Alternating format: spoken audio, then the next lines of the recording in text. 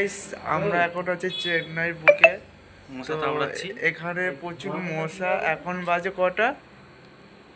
এখন বাজে 11:55 আচ্ছা 51। আচ্ছা 11:51 টাইমটা দেখে দিচ্ছে। দেখো এখানে প্রচুর মশা।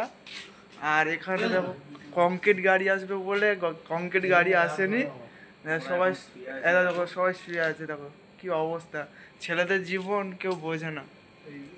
ছেলেদের জীবনের মতো 12 ঘন্টা 24 ঘন্টা ডিউটি করার পর ছেলেরা এমন কষ্টে থাকে। পরিবার কি, তার প্রিয় মানুষও বোঝে না যে কতটা কষ্টে আছে। আর এটা হচ্ছে আমাদের কাজ।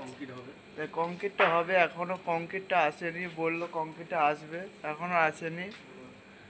আর কখন আসবে সেটাও ঠিক নেই। আর আমরা কখন রুমে যাব সেটাও ঠিক নেই। হয়তো ভোর হয়ে যেতে পারে বা সকাল হয়ে যেতে পারে। তো এই পর্যন্ত ছেলেদের লাইফ অনেক কষ্টে ভাই। যারা বলে ছেলে হলে ভালো ভালো। একদম আর খারাপ। আর এখন দেখো, এখন কটা বাজে? 11:51।